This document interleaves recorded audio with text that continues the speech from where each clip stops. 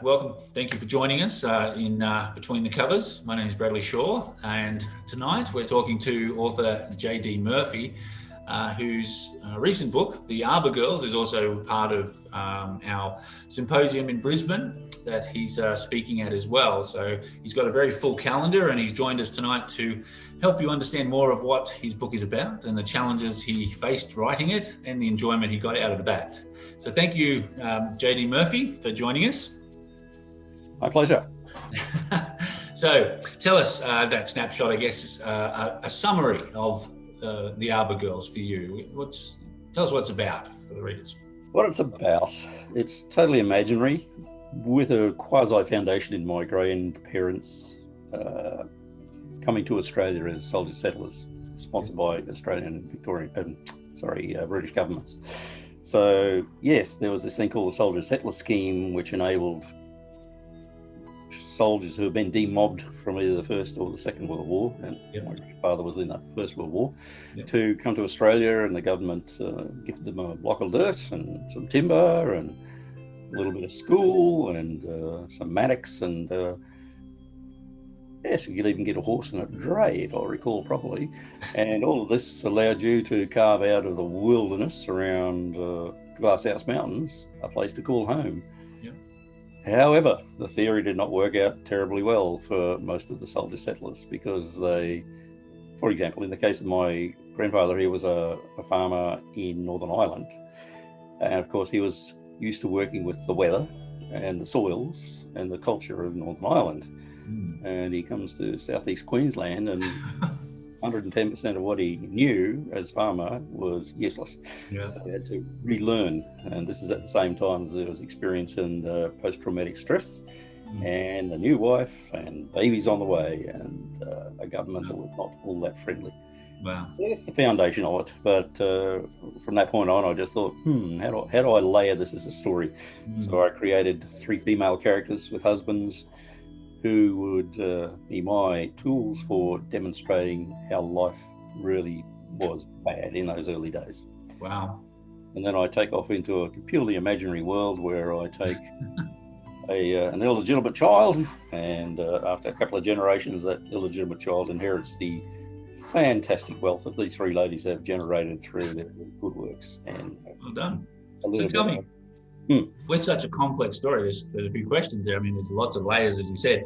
So did you do a lot of research, even on the basis of even in the fictitious sense, did you have to have the credible research in validating the storyline and characters in the event? Oh, absolutely. So for the 1914-1918 war, I introduced Maeve sort of about 1916 in the war. So I had to do all the research about what bombs were around and what aircraft and what strategies were going on with the British and who was in government. And it was actually a fascinating ride, because I found a lot of stuff about how Australia was founded as a colony/nation through all the doings of the militaries. Did you have to cull a lot of the information? Because that is a lot of history. And did you have to find, how did you best interpret it by writing? I mean, I got a sense from reading it that you used the immediacies of the present situations in the characters, and there wasn't that involvement of a lot of backstory or a lot of circumstantial research around the events. You knew elements enough for the characters to be, I guess, valid or validated in that situation or history. But did you have to really determine how to construct that? Because you could easily get tangent pieces off to different. It was very easy to go on tangents. I mean, I did a phenomenal amount of research. I read all of the ASIO books, the written histories of ASIO.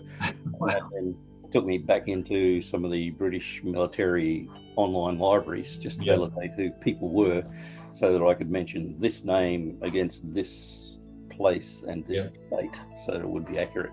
So they had a tremendous amount of reading, but I enjoy reading, so it wasn't a problem. And that's good. So, but like I say, you really had to be conscious though of how to make sure that fitted the storyline, because the characters are so well written to propel the stories forward, and you've done that narrative very well in the dialogue. And that brings me to another question, actually. What did you find it hard or harder to write female characters as your main characters, being a male perspective? Did you use females you know, or did you have input from females, or did you find it quite easy? Absolutely, yeah. So, you know, obviously I'm a bloke, so being female doesn't come naturally to me. And I thought I was conscious the whole time of this subtlety where I'd start talking like a bloke when I was actually writing part of a female. Yeah. So I'd do a page or a selection of dialogue, and I'd show it to my wife, and she goes, "That's all right." One of my beta readers, or perhaps one of my rallies, you know, all the people they say don't go to get an opinion on your That's books. right. Yes. Yeah. But there you go. Yeah. So anyway, I asked them specifically, does this sound like this has got a female voice? And they said, oh yeah, that sounds really, really good. Oh, good. As long as you've got that element, I think, and as you say, being conscious of that as a guy, as a male writer, to write a woman, and then the same for women to write men. We have different psychologies, different interpretations, different motives. So yes, I agree. That's it's good to get that consultation. Did you find too writing the book was an energizing experience or an exhausting experience? Like, how do you find when you write? Do you get the buzz, or do you get complete buzz? Yeah, complete buzz. Real buzz. I did get annoyed occasionally when I had to do the dreadful editing. It's just like you're reading something and go, oh, terrible. Yes, the rehashing. But the actual business of taking what's in here, weaving it in with a bit of reality, and then producing words on pages, fabulous, and it still is. I love it. Good. And how long have you been writing? How long does it take you to normally write a book? Well, this one, because I was doing research, a lot of research, and I wanted to make it good as the first product. No, better than good, excellent. I took a long time. It was like 2 years. Yeah. But it was not like every day I get up and I work. It was like, today I think I'll go to the State Library and I'll read up on the impact of British settlement on First Nations communities, that sort of thing. Yes, I learned a lot about First Nations as well, the tribes and their totems and their habits and all that sort of stuff. So it's pretty subtle, but it is in there. Oh, good. So how much do you write now? Do you write a bit more often now, like on other projects? Are you writing regularly?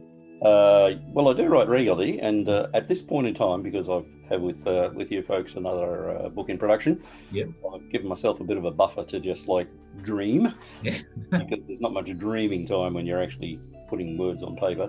No. So right now I'm in the dream phase, and I've got outlines, first pages, last pages for about 7 or 8 novels. So, and they're all different. So I'm hopping genres because I test myself against the genres. Well done. So when you're writing these books or drafting them out and the ideas are in your head, do you see yourself sort of writing them in a way to be original, to create your own distinct voice, or are you writing them to fit how readers need to read and how the standards of writing is? Okay, so good question. So on the first pass, I'm writing for me. Yeah. I write for me. And if I don't like what I'm writing, I'll change it. So then you construct it a bit more. So once that's done, I go off to my small squad of beaters and just say, look, not looking for deep critiques, just give me a sense of how you feel this book is. Yeah. And I had some really good feedback from female readers particularly, just saying, actually, you missed that, and something about physiology of women I mentioned, but anyway, that's a different matter. I don't want to go into that. But it's stuff that I wouldn't have known unless a female had told me. Of course. That's what goes back to that first earlier question about writing female characters and make sure they're consistent and accurate. So, when did you decide you wanted to write and do this as a more committed, more than a hobby, really, I guess you'd say? Sure. Well, I finished up an overseas job. Mm-hmm.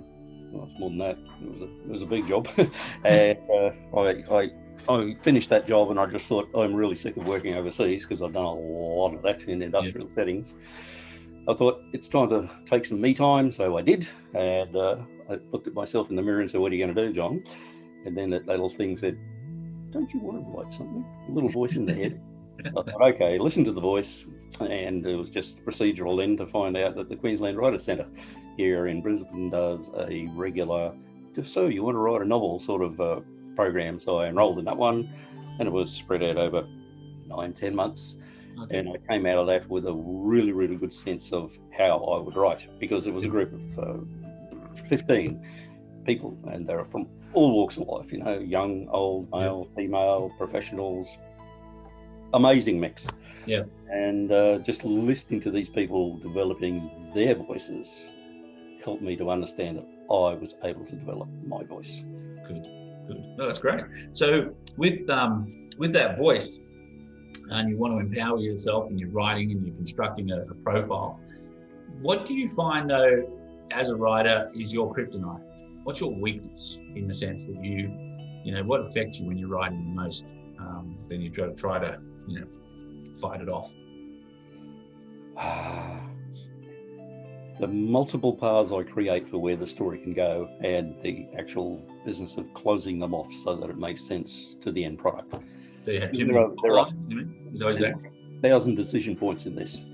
And as much as I write it with memory maps and all the rest of it, I'll get to this, I'll look at the memory map and go, no, that's not going to work. What do I do? And then maybe it's create a character, kill a character off, change scene, whatever. But I find that the most challenging bit. And that and continuity along character, setting, and context. Yeah, really, they're the ones that challenge me. So you over plot and over describe, over set up in your mind, and you have to. This is going to sound a bit odd to some people who don't know this, but I actually write the pages in my head. Yeah. And I can sort of turn the pages up here as I'm typing. Yeah. I know that sounds really crazy, but that's the way it is. Yeah, no, I hear that a lot. I hear people visualize a lot of their, sometimes it's pictures, or sometimes it's the pages, sometimes it's the words, and sometimes they just see it as a movie and they just write what they're seeing. And I understand that it's a trance almost for some writers. It's amazing. So with that challenging element, are you friends with a lot of authors that help you, that become to make you a better writer? You said beta readers earlier, but do you have for you colleagues or peers that help you become a better writer by their commitments and successes and learnings? Close relationships, no, but I read what I consider the best of the best, and Stephen King is like up there. He is just the best, and a lot of people go, "Oh, he's just horror," but it's no. His structure, stories is just phenomenal. Yeah. So just reading his semi-autobiography was just an eye-opener to me. It's just like, okay, so I'm allowed to feel pain, I'm allowed to get upset, and I'm allowed to throw it at the wall because Stephen King did. Yeah, that's right. It's okay. Yeah. Oh, good. Well, yeah, it's important to have a mentor or an idol. I was going to say, who's your favourite author? So Stephen King, obviously, is one of your top sort of novels that you would call a successful author. Yeah. Oh, absolutely. Yeah. I mean, that doesn't mean I've read all these books. It's something like, oh, I don't like this creepy bit coming, but that's not what I'm about. I'm not about the fear factor. I'm about the way he structures it so that you find yourself staring at the evil thing and you just go, oh, how did that happen?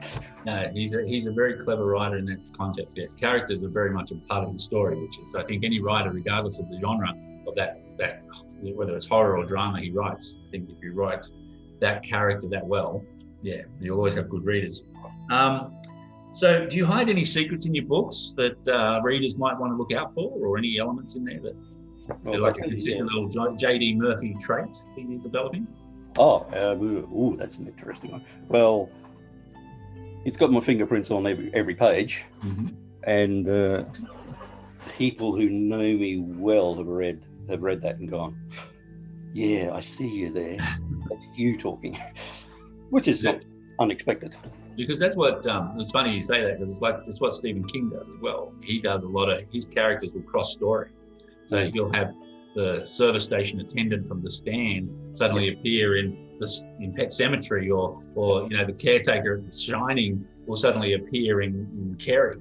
So you have these cross-reference stories. He does that a lot, and that's what I was meaning. You have a little JD Murphy plan to put plot points or little things that the readers will start to follow you and identify this little trait. Okay, so a little bit in this, but in the one that's coming out in January 2021, it'll be more so. Oh, good. No, well, that's great, because your readers will enjoy those things, because you do write very good characters, and I think if you can, feed your readers the enjoyment, then that's awesome for them. So, speaking of readers, have you heard much feedback from readers on your book at the recent current with Arbor Girls? Well, how can I put this? I don't mind giving away my books. I know that sounds treacherous, but I actually am selective in who I give them to. Like about 4 or 5 months ago, I gave one to my hairdresser, right? And I thought maybe I'll hear back. So I walked in on Monday morning, and she's actually Southern Irish, so she's still got the accent. I was like, I'm not going to do the Irish accent. She says, "Oh my God, that was brilliant. Oh my God, I just had to tell all my friends about it. It was marvelous, and I don't know where the book is now because it's traveling around." Geez, you should have put a credit on it. So you got to buy it to get the ending. Well, yeah, I know. Rip the last chapter out and make sure. Yeah. Okay, I'll do that in the next one. Yeah. They're going to buy it to find out what happened. So if your book was made into a movie, what actors do you think? What 3 actresses would you have seen playing the lead characters?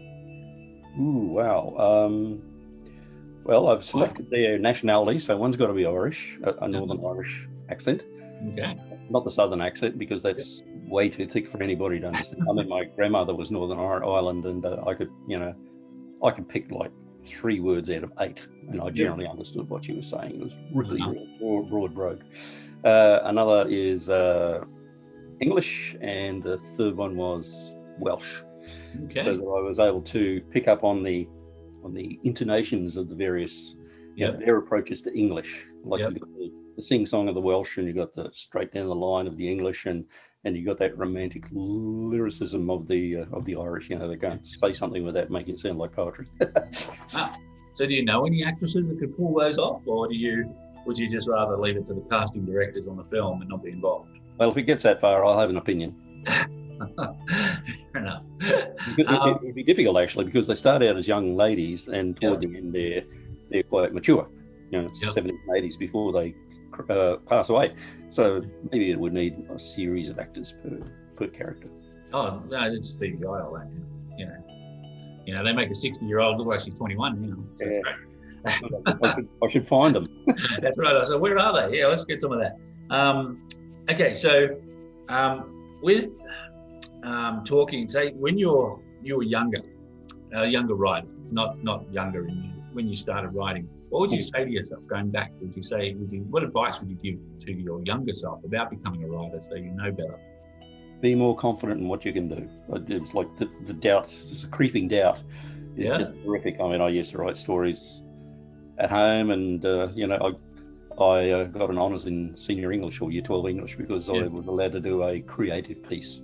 And it's just like that pushed me over the line. I was able to get enough points to go to university. So, yay, creation. Good. And so you were writing then too. So that was good. So you were a young writer. Yes. And you didn't really cultivate it into a craft or a serious focus until later on in life? Or how old were you when you started writing your first, novel? I'd say the first amateur attempt was about 13 or 14. It was a sci-fi sort of a thing. Yep. And I thought, oh, that's okay. And then I gave it to my brother, who was the wrong audience altogether. Rubbish. Yes. But anyway, my mum said, oh, good on you, John, for having a go. Okay, somebody cares. So, yeah, self-help is a big deal in this business. It does. It is. I was just thinking, do you set up a work schedule through writing, or do you just write generally as you feel it? How do you put it down? Yeah, as I feel it. I purposely don't set myself outrageous deadlines, because then I start worrying about the deadline rather than concerning myself with the structure and the build of the story. Yeah, that's right. You just let your publisher have all that headache. Really? So how do you select your names? Tell us about name choices. How do you identify the character by the name you choose, and then you set their background? You've obviously got to develop the character. How will you? Yeah, because they're so important in your story. This is a bit of my tradecraft I'm giving away. Sure. I use 1, 2, and 3 syllable names. Okay. Because there's a rhythm in a sentence. Yep. And for that rhythm to work, yep, it has to be a rhythm in the name. So, for example, Maeve, you can't really mistake that as being anything other than a single syllable name. Yep. However, Margaret, Yep. and everybody goes, oh, Margaret, and there's Marguerite, and there's Margaret. So people start to append their view of the word yep. through their own exposure to its usage. Yep. That's my rule. 1, 2, or 3 syllables, no more. Very good. Do you associate anything to the names other than that element, or like is the character because they strike you as a Maeve or a Sharon or a King? Well, is there anything in there that makes you? That's true. That's true. So when I decided that I had to pick a Welsh and an English and an Irish work, I then looked at the vast libraries of names online, and I'd sort of write down 10 of each. I just Maeve, Margaret, Philip, and the way it came off my tongue was decided how it got into the book. Oh, good. So with that, so you're speaking at the symposium in Brisbane next week. Yes. Mm-hmm. So tell us about that. Like, what are you looking forward to gaining from that, and what will you be presenting some information on for us? I'm looking forward to not having stage fright because I don't get it. The largest audience I was spoken to was a room of 1,000 people audience in the Middle East, and they were all dressed in their finery, and they sort of spoke technical English, and it was my challenge to actually get them all to follow a schedule. So, oh my gosh, wow! I talked to a massive white and black, and I go, it can't get worse than this. Very good. So, so tell us, like, will you be reading about your book, telling us about your new books? What will you be speaking at the symposium? What are we looking forward to? Okay, so your suggested lead of an emerging thing just set my imagination on fire, and it's like, oh, great! I can fill up 15 minutes with this quite easily. So I did a draft, and it was like 25 minutes. Okay, time to hack. So I'd have my computer read it to me. Yeah, it's like, oh, that's really, really good content, but I don't have 25 minutes. So slash chop. But still, it's the emergent theme is really interesting. I've got a couple of analogues I'm going to use there. Good. So tell me too, if you'd like to, and it's entirely up to you, but with the hardest scene that you wrote in your book, I know you have your book there. Would you like to give us a read of a few pages and just what the scenes you felt, and explain why that page might have been difficult to write, or even as you enjoyed writing? You can go either way. Go with enjoyed. Enjoyed, sorry. Yeah. So what did you enjoy about all that time to get this part?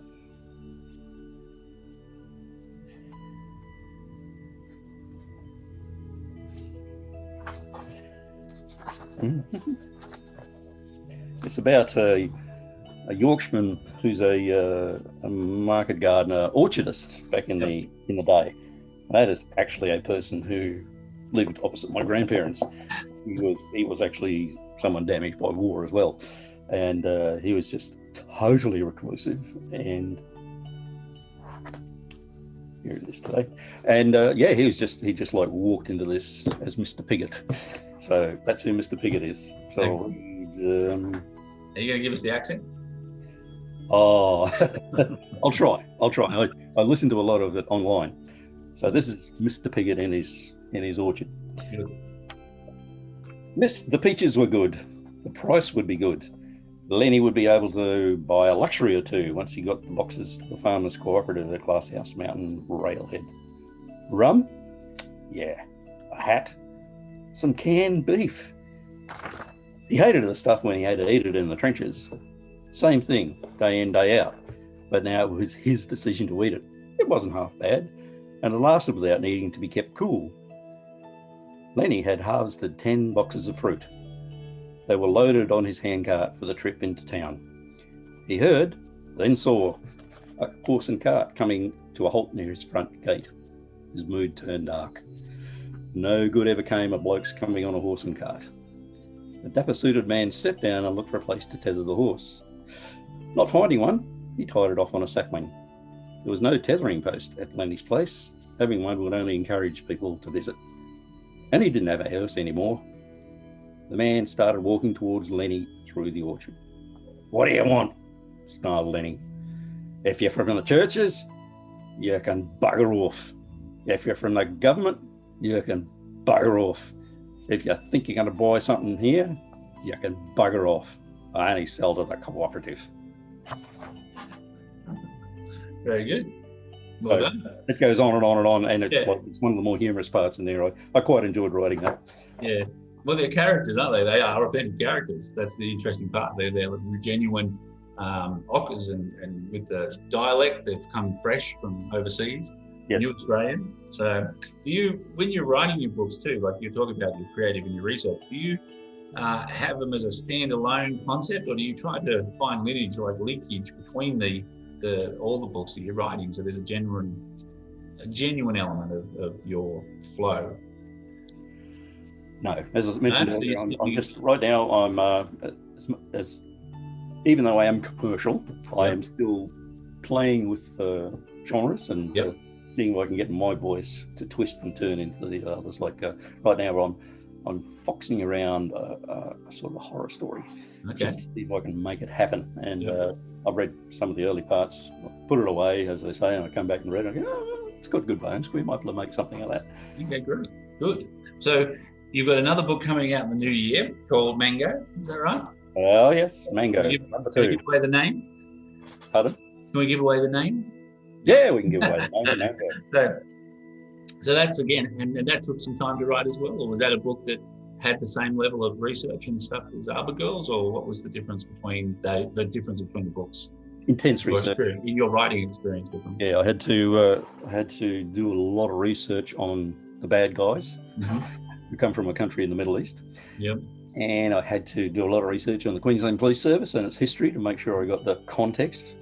For those who remember the bad old days when Yoki Peterson was around and the Bag Man and all this rest of it, well, it's sort of in that space where this story's set.